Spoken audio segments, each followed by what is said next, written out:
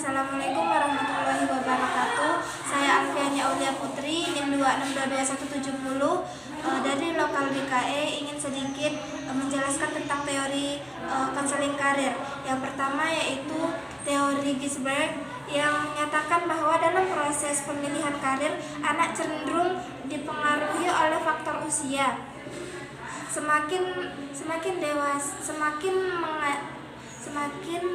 usianya bertambah, anak lebih dapat memilih karirnya secara objektif dan rasional, sehingga dapat memilih karir yang spesifik dengan minat dan orientasinya.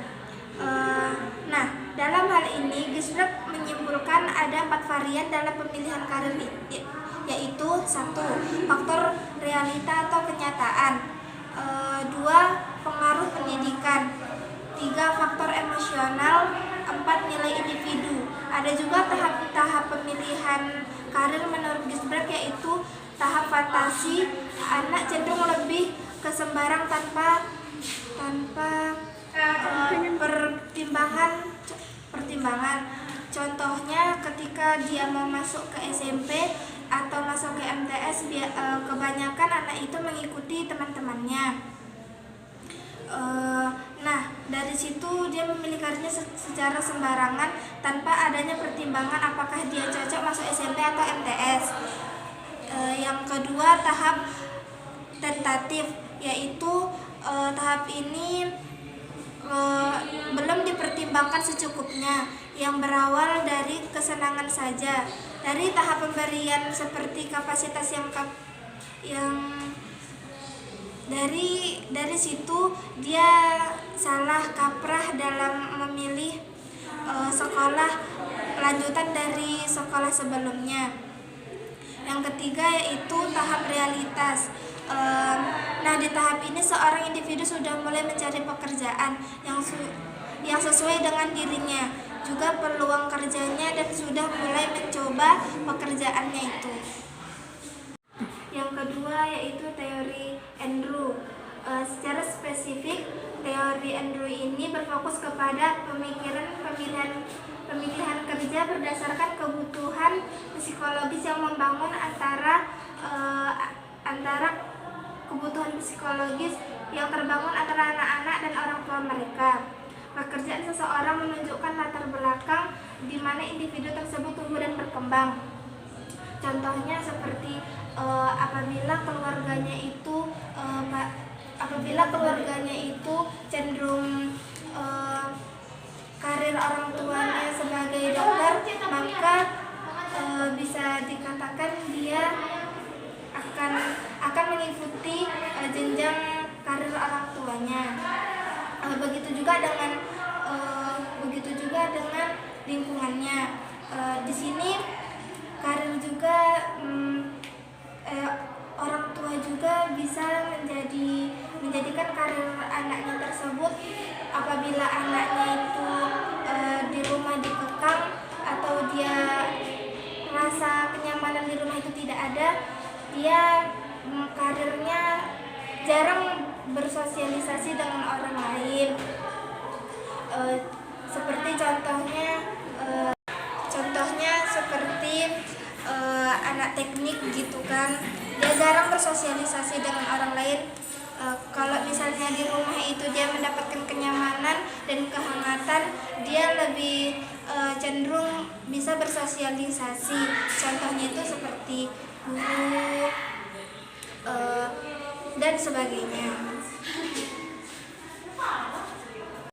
Yang ketiga yaitu teori karir.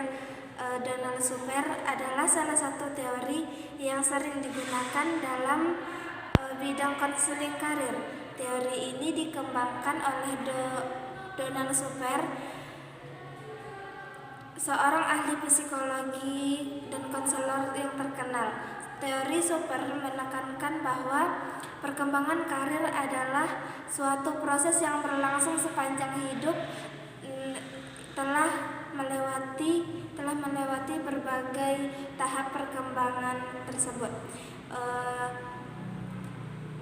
Tahap perkembangan karir dalam teori Super yaitu 1. Pertumbuhan, yaitu dalam perkembangan karir adalah proses. Pada tahap ini individu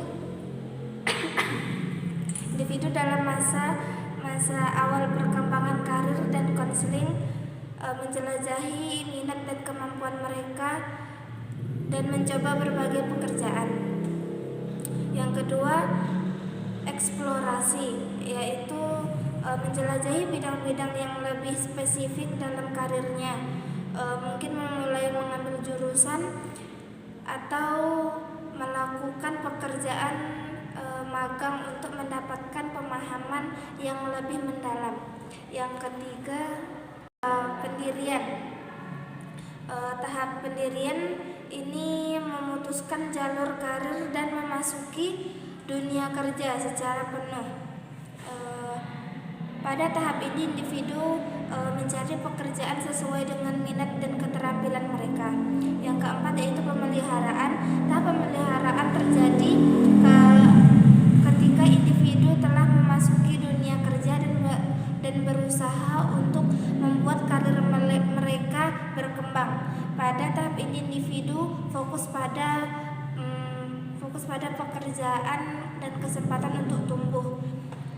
Yang terakhir, penurunan atau decline.